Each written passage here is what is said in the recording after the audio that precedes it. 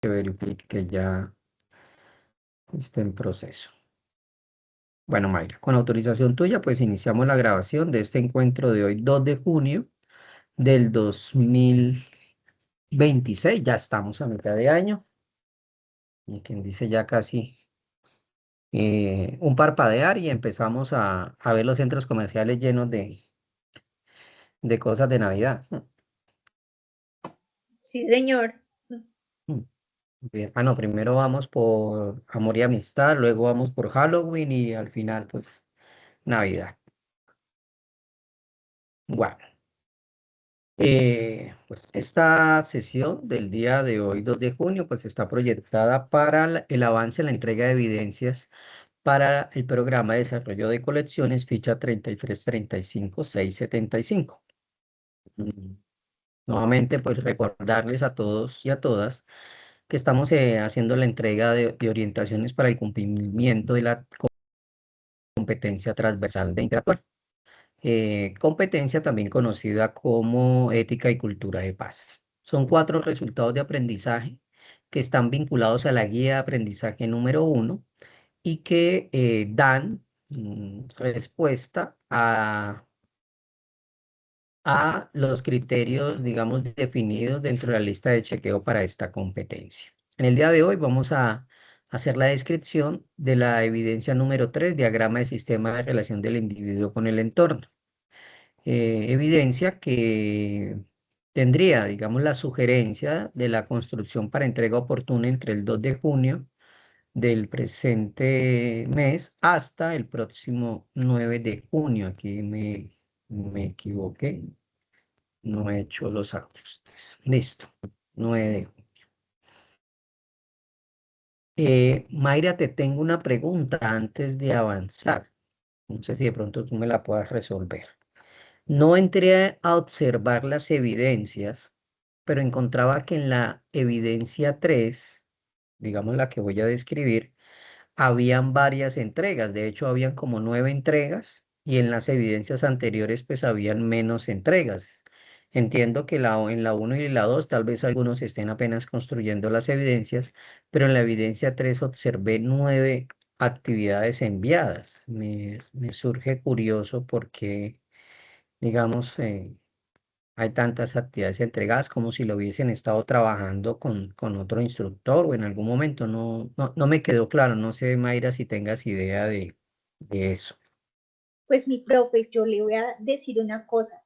A mí me gusta trabajar a la medida que van llegando los profes porque uno siente que tiene la ayuda de cada profesor, la construcción de cada evidencia.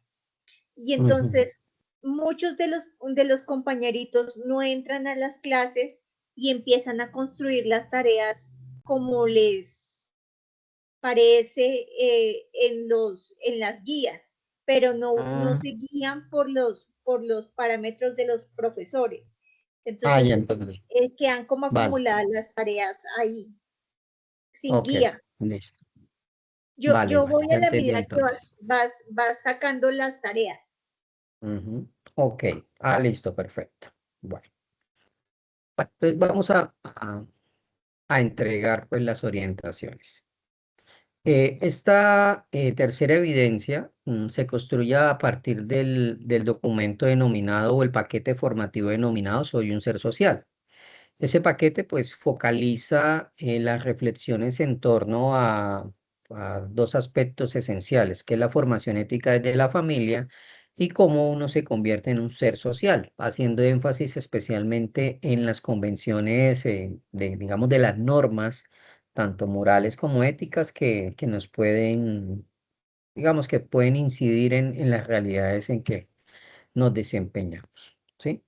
Mm, a mí en lo personal es un tema que pues desde el campo de la psicología y del componente social me interesa y siempre procuro que las personas le resalten la importancia de este tema en pro de lograr tener una familia cohesionada y en pro de tener también un desempeño laboral, especialmente de manera adaptativa, a tal punto que usted sea una persona que sume al equipo de trabajo, que sume al clima laboral y que por ende pues sea alguien que promueva o modele actitudes y comportamientos que favorecen esa interacción con los clientes, que favorecen la interacción con el otro y que necesariamente usted se convierte en un elemento de valor para las organizaciones que hagas parte, ya sea que las lideres a través de un emprendimiento o que sencillamente haces parte de un equipo de trabajo.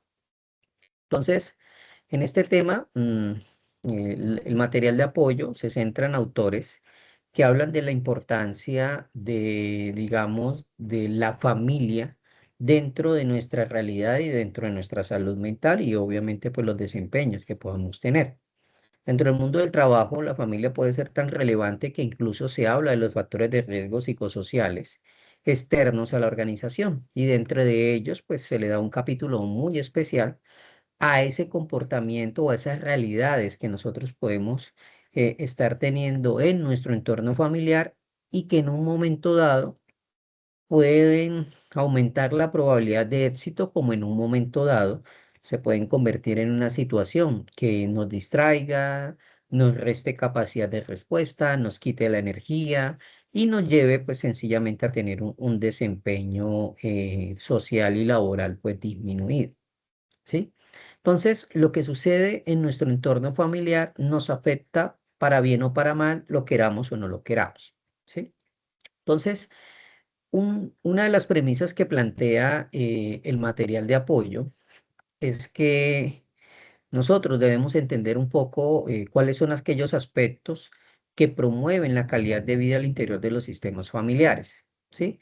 Debemos entender también cómo el éxito en las interacciones que podamos tener van a estar seriamente influenciadas y reguladas por las diferentes normas, especialmente las normas sociales, que nosotros hemos aceptado como una realidad, como algo importante, y como también pues aquellas realidades que el entorno pueda que no considere relevantes, pero que desde nuestro ejercicio ético consideramos que es importante, que vale la pena y que por lo tanto pues lo terminamos modelando o asumiendo como una realidad, ¿sí?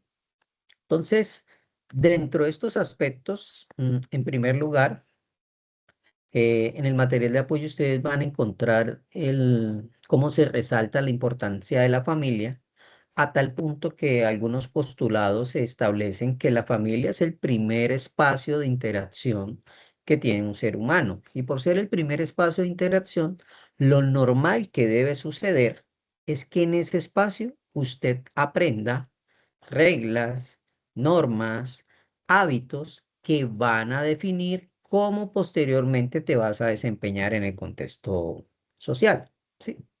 También otra afirmación clave que se describe allí es el papel tan importante que tiene la familia para la salud mental de cualquier ser humano o para la salud en general. Básicamente, a partir de los vínculos, de las interacciones que nosotros tenemos en los primeros años de vida en nuestra familia, se puede determinar en gran medida lo que va a suceder con mi desarrollo psicológico, con mi desarrollo social y, perdón, con mi desarrollo emocional y con la manera como me desempeño en el contexto social. Entonces, la familia, lo que se vive allí, lo que se aprende, lo que se construye, lo que observamos, lo que experimentamos, básicamente incide en mi salud mental, en mi salud física y en mi desempeño social. ¿Sí?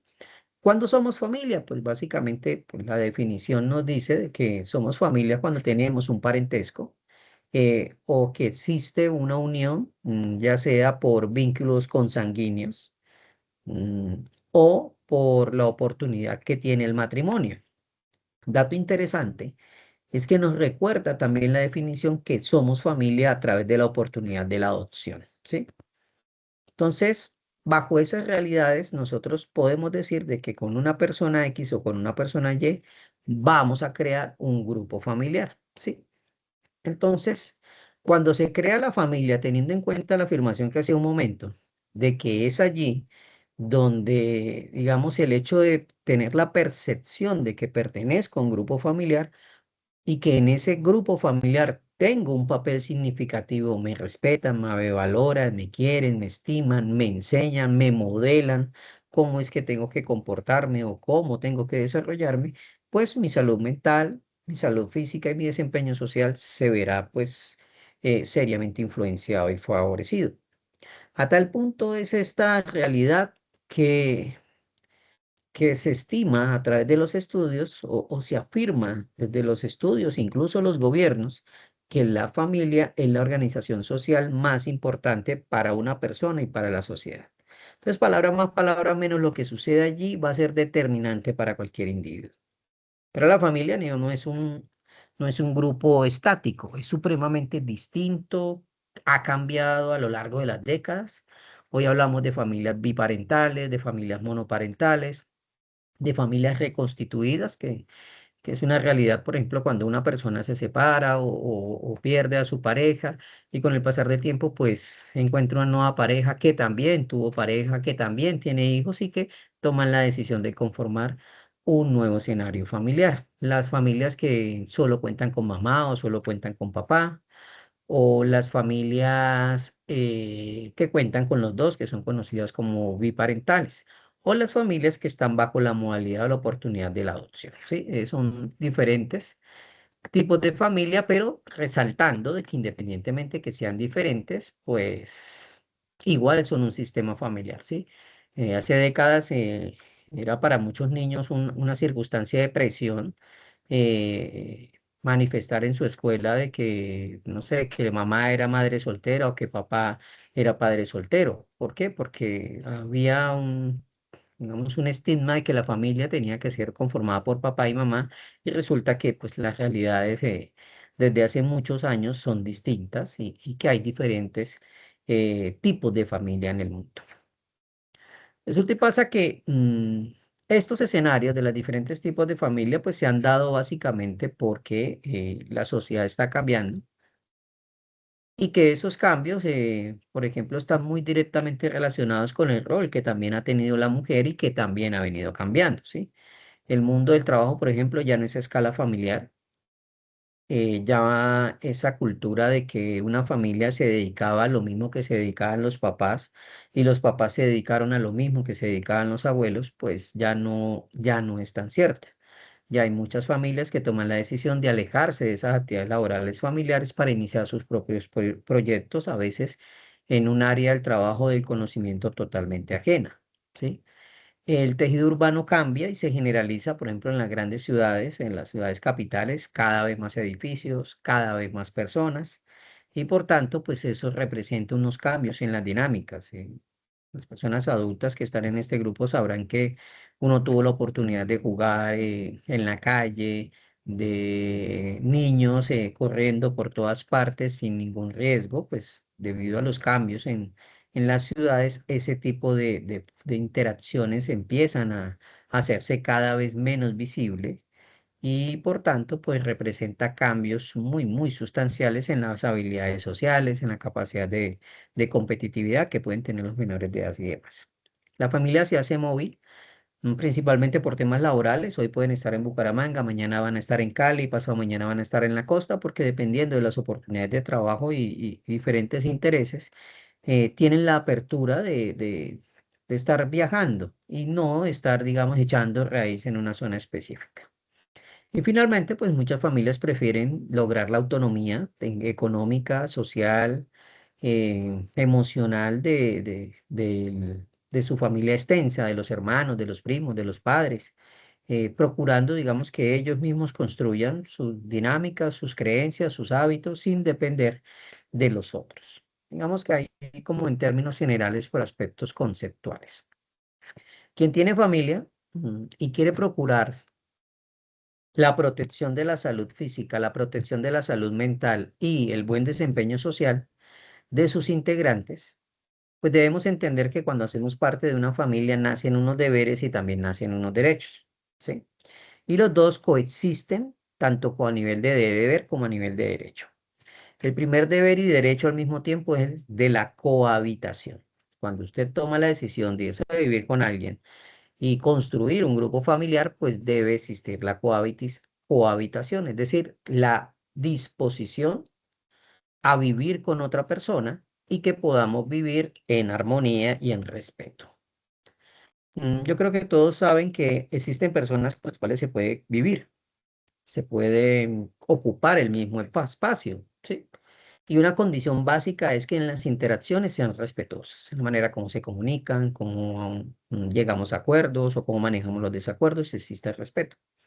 Pero también puede haber, podemos cohabitar en el mismo espacio cuando además del respeto hay una armonía y parte de la armonía es los aportes que tú haces a nivel comportamental, a nivel actitudinal, incluso hasta a nivel económico, para que este espacio sea cohabitable, ¿sí? En términos de confort. Que usted sea alguien que contribuya en el orden, que contribuya en el aseo, que contribuya a la dinámica familiar, porque está demostrado de muchas maneras que el factor físico de la estructura donde vivimos, y vamos a hablar ahorita de eso, tiene una incidencia directa en la percepción de agrado de ese espacio. Tú abres la puerta de tu casa un día después de una jornada de trabajo y tú ves la montaña de loza en la cocina, inmediatamente la percepción de confort se va a anular o se va a aplazar. En cambio, si usted entra a su casa y tan pronto mueve la puerta, pega el olor a canela, pega el olor a lavanda, y en la cocina está el trapito doblado en el mesón en señal de victoria de que se lavó toda la loza, pues tu percepción de confort de esa casa va a ser de una vez positiva. Entonces, todos debemos aportar para que se pueda dar esa cohabitación. Segundo, la fidelidad. Somos familias con un sistema eh, monogámico, digámoslo así, donde básicamente se espera de que hablemos de una pareja y que no se dé la posibilidad de la infidelidad. Es esencial dentro de nuestra cultura. ¿Habrán culturas que lo manejan diferente? Sí, pero en la cultura latinoamericana, colombiana, pues se exige el compromiso exclusivo a tal punto que incluso es causal de separación como tal. Y el otro derecho y deber al mismo tiempo es la asistencia y la ayuda mutua. Estás enfermo, estás enferma, pues lo normal que debe suceder es que tu pareja te asista. Estás pasando por una dificultad, por una necesidad, un afán, lo normal es que tu pareja te asista. Si usted no encuentra asistencia, si no encuentra ayuda mutua, o no encuentra fidelidad, o esa persona con la que vives no contribuye a la armonía, o no tiene un trato respetuoso contigo, pues hay dos acciones. O replanteas esa relación de pareja en primer lugar, o estrene, porque no funciona. Digamos, la dinámica familiar y la dinámica de pareja exige necesariamente que estos tres factores estén presentes sí o sí en ese vínculo. ¿Listo? Bien. Estoy haciendo entender hasta el momento. Sí, señor. Gracias, Mayra. Bien. Entonces, la gran pregunta que, digamos que el material de apoyo quiero que ustedes resuelvan es de cómo logramos esa armonía, cómo logramos esa fidelidad, cómo logramos ese apoyo, esa ayuda mutua unos con otros, para lograr pues, que se mantenga ese vínculo o ese sistema familiar se mantenga unido. Pues de acuerdo a los estudios, básicamente se plantea de que la manera para que eso se pueda lograr es necesariamente a través de la oportunidad de las normas, de las reglas, de los valores, de los hábitos. Es esencial que las parejas que lideran un sistema familiar estructuren una dinámica de reglas de juego, de normas, de principios, no sé, de sugerencias que establezcan lo que está bien y lo que está mal para el sistema familiar en términos de convivencia, en términos de confort, en términos de orden y aseo, en términos de interacción, de comunicación, de respeto, ¿sí? Porque si no se establecen esas normas, esas reglas en torno a esos tres derechos y deberes, pues básicamente se abre la puerta para que se empiece, digámoslo así, a afectar poco a poco ese vínculo y por tanto pues se irradie las dificultades y las tensiones y sus consecuencias a los demás integrantes del sistema familiar. O que nos ayude a mantenernos como pareja, que nos ayude a mantenernos como familia, ¿Qué ayuda a que los niños, las niñas, que, por las personas menores que están bajo nuestra responsabilidad en ese sistema familiar puedan desarrollarse de manera adaptativa? Pues es a través de las normas. Pero ojo que pasa algo muy interesante. Esas normas pueden tener un impacto o pueden estirarse hasta aspectos que van a tener una incidencia en su salud física, en su salud mental y en su desempeño social. Entonces, me explico. Eh, Dentro de los hábitos, por ejemplo, que tiene la familia para alimentarse, pueden existir normas explícitas o implícitas que tienen que ver, por ejemplo, con el hecho de que en ese hogar todo el mundo se sienta a la mesa a desayunar, a almorzar o a comer si está en el sistema, en ese momento en casa, se sientan, comparten con los otros sin celulares. ¿Y por qué? Pues porque consideramos que es importante la comunicación, ¿vale? Es una norma, ¿sí? Y esa norma pues posibilita que los lazos afectivos se cultiven, se fortalezcan y sean perdurables. ¿Por qué? Porque hay una oportunidad de encuentro. También hay normas que tienen que ver con la salud física. Por ejemplo, el que en casa se promueve que en el sistema de alimentación, por ejemplo, no se utiliza aceite vegetal, porque todos los estudios han demostrado que tapa las arterias coronarias y aumenta la probabilidad de daño al corazón, ¿sí? Y aumenta las grasas malas, en fin, todas las consecuencias que tiene el aceite vegetal. En casa se promueve el hecho de que, no sé, no se consumen frutas licuadas porque tienen mucho azúcar y por tanto las frutas se consumen enteras y no se toman gaseosas. ¿Por qué? Porque son normas que tienen una incidencia directa en la salud física, ¿sí? En casa se promueve que todo el mundo come verduras. ¿Por qué? Porque esa norma tiene incidencia en la salud física, ¿sí?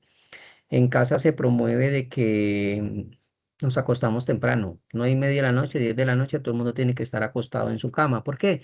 Porque sabemos que si se duerme la mayor cantidad de horas posible, las personas van a tener mejores probabilidades de gestión del estrés, van a tener mejores posibilidades de atención y concentración en el trabajo y en el estudio, y obviamente pues van a tener una mejor disposición y salud mental. ¿Por qué? Porque es una norma que se creó y se promueven esos términos.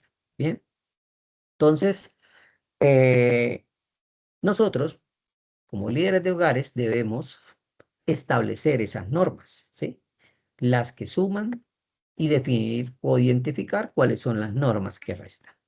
En términos generales, pues las normas no son malas porque, digamos, en la infancia, en la adolescencia principalmente, incluso muchos adultos tienen problemas con la norma y no se dan cuenta que la norma genera muchas ventajas. Las reglas generan muchas ventajas. Los hábitos generan muchas ventajas, ¿sí? Garantizan convivencia, ayuda a evitar que las personas tengan comportamientos destructivos y a través de las normas las personas aprenden a regular su comportamiento.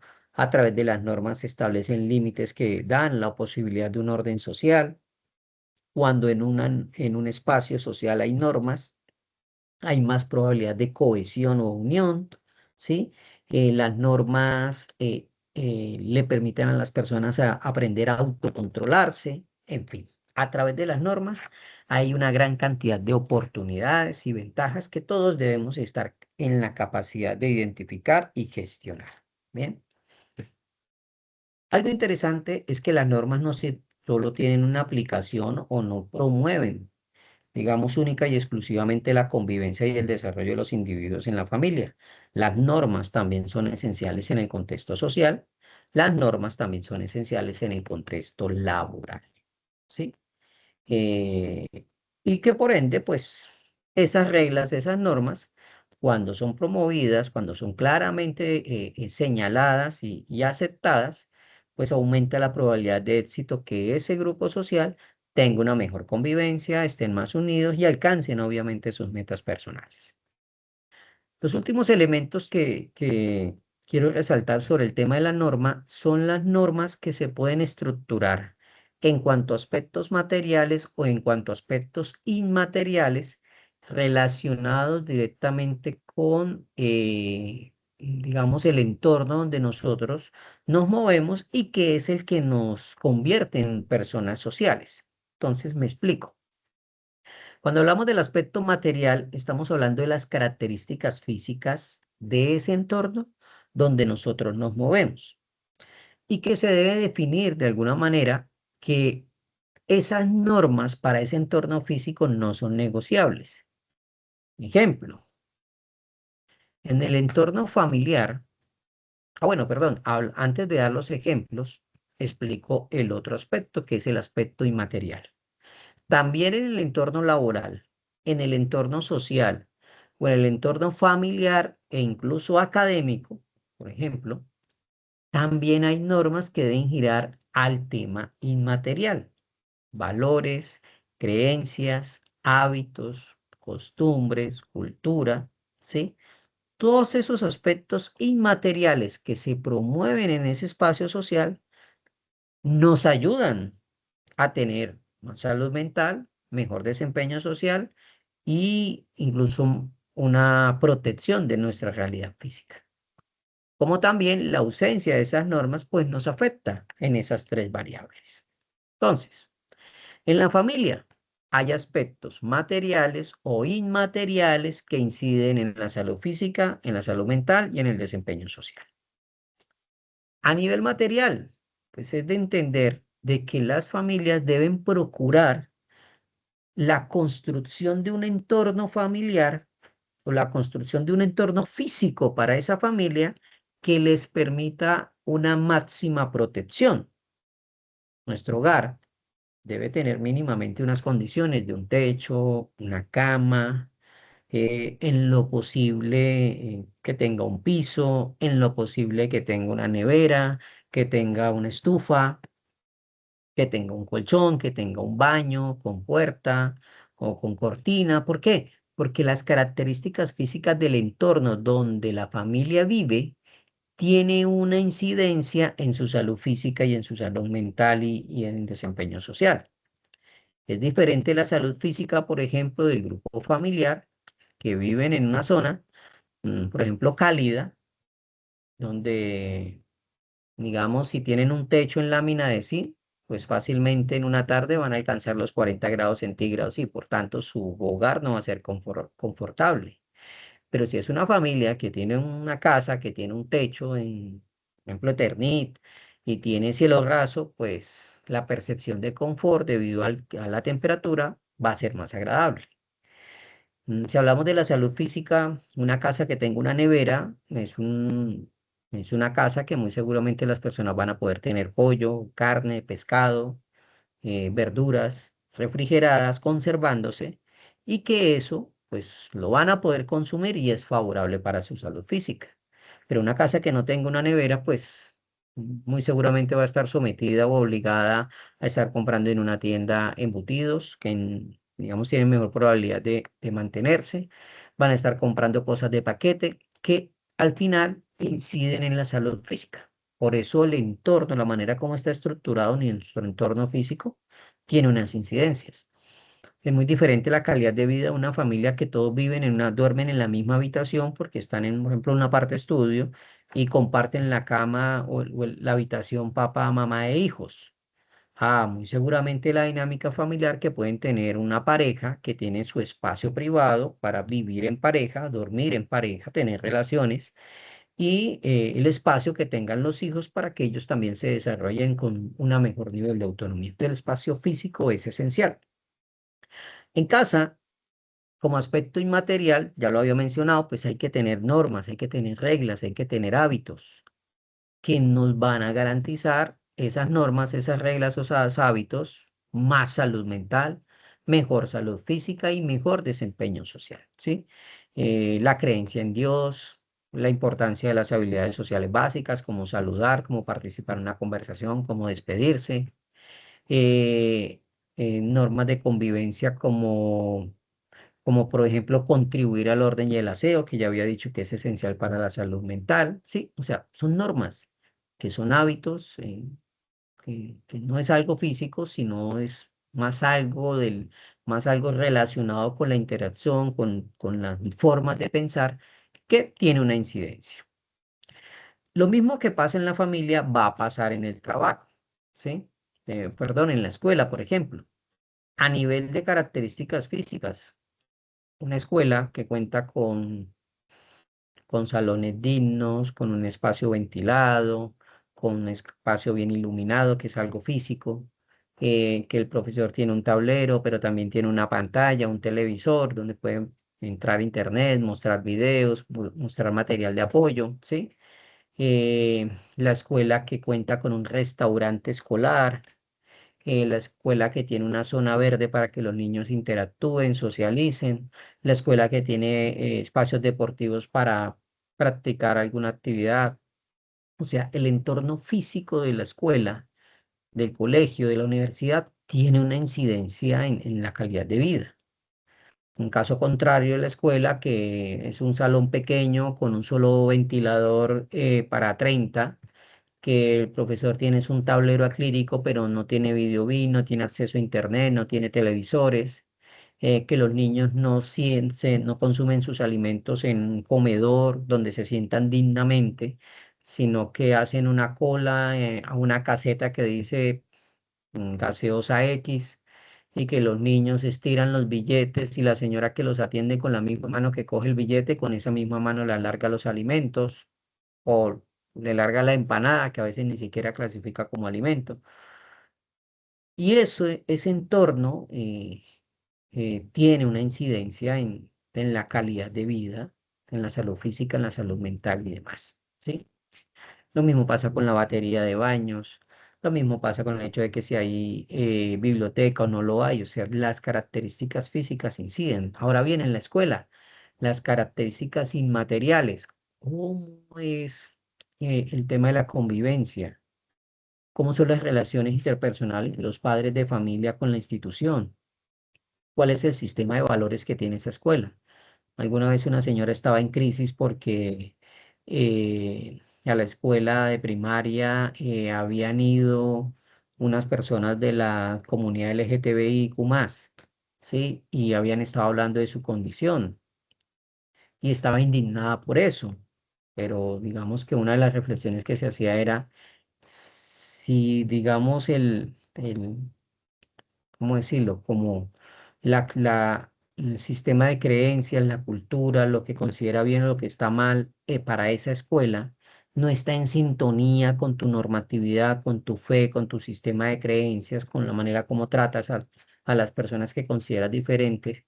Si no está en sintonía con eso, pues sencillamente esa escuela no es para ti, ¿sí? Y debes buscar una que sí esté en sintonía con tu fe, con tus creencias, con tus valores, con tu religión y demás, porque el aspecto inmaterial está ahí, existe y genera presión, ¿sí? Eh, Nosotros debemos ser vigilantes, cómo es el estilo de convivencia, cómo los niños interactúan, el nivel de comunicación, si son grupos sociales que utilizan palabras OS o no las utilizan. En fin, el aspecto inmaterial tengo que analizarlo en la escuela para determinar si esa escuela con lo bueno y lo malo le suma al hijo, le suma a la hija o todo lo contrario, si le resta. Además de la escuela, pues lo otro que los adultos le deben prestar es el contexto social, ¿sí? Físicamente la empresa donde queremos trabajar es una empresa que tiene una infraestructura segura, el clima en términos de confort es positivo, es negativo, porque es diferente trabajar bajo 40 grados de temperatura o trabajar bajo 22 grados, que es relativamente agradable. Hay una buena iluminación, contamos con los equipos, con las herramientas suficientes. Todo esto son aspectos materiales. El espacio es confortable. eh, Contamos con los elementos de protección individual, personal. ¿Por qué? Porque las condiciones físicas de ese entorno es esencial para nuestra salud, para nuestro bienestar. Ahora bien, hablemos del aspecto inmaterial. ¿Cuáles son los hábitos? ¿Cuáles son las costumbres? ¿Cómo son las formas de comunicación que tienen las personas al interior de esa empresa? cómo nos trata el jefe inmediato, cómo nos tratan los compañeros, los iguales, o cómo contratan al personal de apoyo. Eh, ¿Cuál es el clima de trabajo que se vive allí? ¿Cuál es el sistema de remuneración? ¿Cuál es el sistema de ascenso? Porque todos estos aspectos inmateriales terminan incidiendo en nuestra calidad de vida, ¿sí? Hay personas que incluso he conocido que manifiestan algo que me parece muy interesante, que a veces aseguran que la empresa donde trabaja no se gana bien, pero se goza. Y cuando una persona hace esa afirmación, pero se goza, es evidente de que tienen un clima de trabajo con sus compañeros, con sus jefes inmediatos, que es supremamente agradable y que están dispuestos a no darle, digamos, mayor importancia al factor monetario, porque allí en ese espacio laboral también satisfacen otras necesidades como las necesidades sociales, la necesidad de filiación, la necesidad de sentirse aceptado, de hacer parte de un grupo, en fin, ¿sí? Y el último espacio es la sociedad. Venga, en cuanto al aspecto físico, ¿cómo es el barrio donde usted vive? ¿Cómo es el conjunto? ¿Hay iluminación? ¿Hay vías de acceso? ¿Hay un parque cerca donde los niños puedan correr y desarrollar motricidad gruesa? ¿O hay un parque pero está manejado por personas consumidoras o por un grupo armado o algunos delincuentes? ¿Sí? Cerca a su casa hay un supermercado y un micromercado, cerca a su casa están las escuelas, cómo están las vías, si se puede acceder a su casa, digamos, por una carretera o por lo menos por un callejón. ¿Por qué? Porque son aspectos físicos que a veces no le prestamos atención y tienen una incidencia directa en el bienestar físico, en el bienestar mental y en el desempeño social, ¿sí? La cultura. ¿Cuál es la cultura de las personas donde usted está viviendo? Es una cultura de respeto, es una cultura de asertividad, de empatía. Hay vecinos que son supremamente agresivos. Hay cualquier cantidad de ejemplos en las redes donde hay personas que, digamos, tienen la vida de cuadritos porque tienen un vecino bulloso, porque tienen un vecino que hace parte de un grupo armado, porque la zona donde viven es transitada por cualquier cantidad de pandilleros o de indigentes que pueden resultar siendo percibidos como de peligro, porque hay zonas donde no llega el agua o porque hay zonas donde la energía, la iluminación en los exteriores no existe y aumenta la probabilidad de, de que aparezcan grupos delictivos, en fin, el entorno, las características físicas del entorno y también la cultura de ese entorno, ¿sí? Hay gente que no duerme porque mi vecino es bulloso. eh, Hay gente que tiene problemas con las otras personas porque digamos que no están en sintonía en lo que yo creo, ¿sí?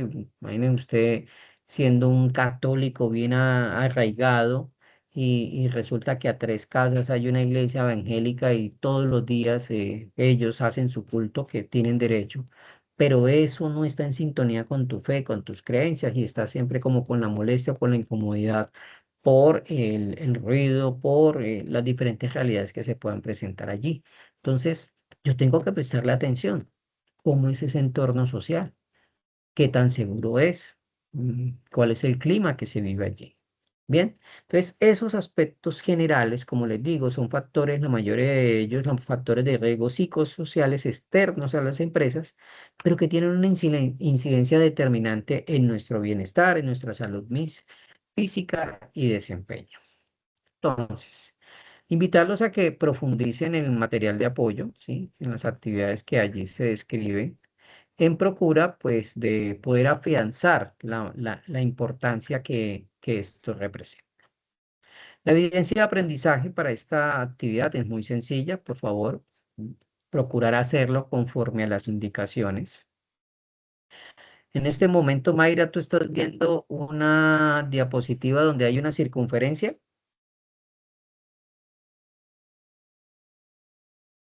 Sí, señor. Bien, entonces, ¿qué vas a hacer? Esa circunferencia representa en gran medida todos los entornos donde nosotros nos movemos. ¿sí? Nosotros debemos estar en la capacidad de identificar si los entornos donde nos movemos nos suman o nos restan.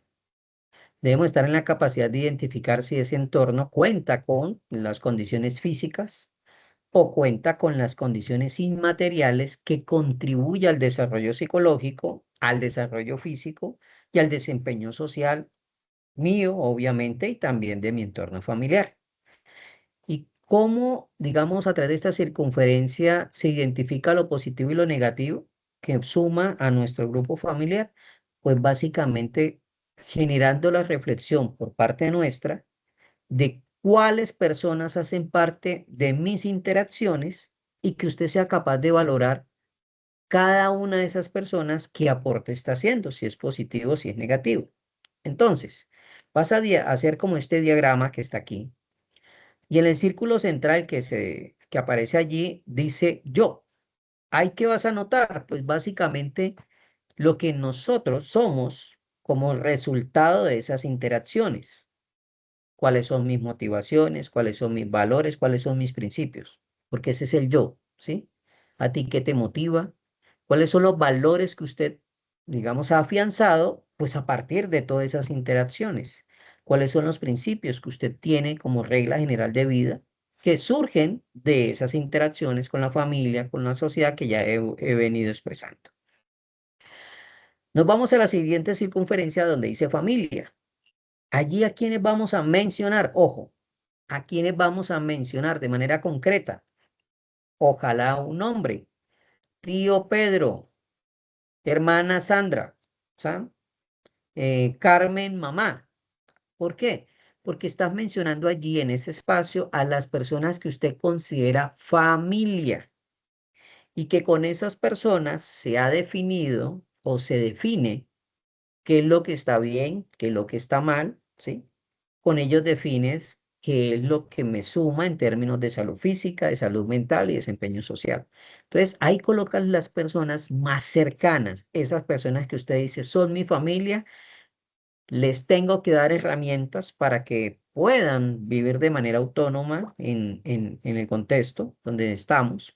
Son mi familia, las tengo que proteger, ¿sí? O son mi familia, ellos me han enseñado lo que yo sé y con eso pues me estoy moviendo en el mundo. Entonces ahí mencionas esas personas que usted dice son los cercanos. Nos vamos a la siguiente circunferencia y allí vas a mencionar a los compañeros, ya sea de trabajo, los compañeros del colegio, personas que viven en su barrio, ¿sí? ¿Y qué vas a mencionar allí? Pues las personitas que definitivamente en esos contextos han incidido, inciden en tu salud física, tu salud mental, tu desempeño social, inciden en lo que tú crees, en lo que no crees.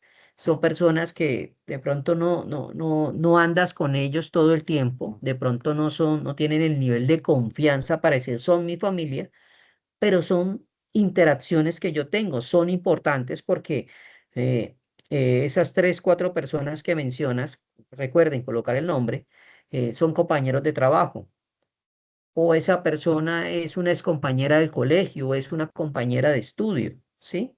Es una amiga con la que he crecido toda la vida. Son esas personas que usted dice, esas interacciones con ella, con Marta, con Claudia, con Sandra, con Miguel, no sé, esas interacciones me han sumado, ¿sí? Ellos hacen parte de mi red social y ellos suman en la construcción de mis valores, suman en la construcción de mis creencias, suman en la manera como entiendo el mundo y demás. Y en la siguiente circunferencia, pues vas a colocar allí a esas personas que tal vez, digamos, no hacen parte de su sistema familiar, no interactúas con ellos constantemente en el entorno social, de trabajo o de estudio, pero que de alguna manera lo que ellos promueven, lo que ellos manifiestan, tiene alguna incidencia en mi realidad. Entonces, por ejemplo, usted va a la iglesia católica. Pueda que usted no se sienta a tomar tinto con el padre, pero mucho lo que dice el padre usted lo cree, lo acepta y lo vive. Pueda que usted no se sienta a tomar una cerveza con el alcalde, con el concejal, con el senador, con el presidente, con el líder político, pero aunque no tenga una interacción, como lo sigo en redes sociales, lo escucho, lo veo, la veo, pues esa persona tiene incidencia en mi realidad, ¿sí? En el contexto social, también lo mismo. Y en el trabajo, pueda que yo con el jefe no me siento a conversar, pero mucho de lo que el jefe ordena, de lo que él sugiere, de las reflexiones que plantea, las tomo y terminan incidiendo en mi calidad de vida, terminan incidiendo en mis interacciones, en mis vínculos y demás. Entonces, como les digo, ahí van a mencionar esas personas. ¿Para qué? Para que ustedes, digamos, puedan visualizar quiénes de mi entorno, quiénes son los de mi entorno que han contribuido o contribuyen en todo lo que soy, en términos de creencias, de principios, de reglas, de hábitos, de valores, ¿sí? Porque básicamente ellos tienen esa incidencia en nuestra realidad. Una vez construyes el diagrama, vas a responder estas preguntas. Ojo que es clave esta diapositiva, ¿sí? Esas son las preguntas que les pido. Uno, las motivaciones, principios y valores que usted colocó ya en el círculo del yo, ¿de alguna forma determinan cómo me relaciono con los demás? Conteste a su reflexión, sí o no, ¿por qué? Al analizar los planos del diagrama, ¿en cuál de ellos se encuentran las personas en las que más confío o mantiene mejores relaciones y por qué? ¿Mm? Entonces, ya sabemos todos los que inciden. Ahora bien, ¿dónde están las mejores relaciones interpersonales? Tengo conocidos que por X o Y razón las mejores relaciones no están en la familia, están en el trabajo. Otros están en el equipo de fútbol. Otros tienen mejores relaciones interpersonales en las redes sociales. Incluso uno puede colocar ahí, ¿sí? Y explique por qué.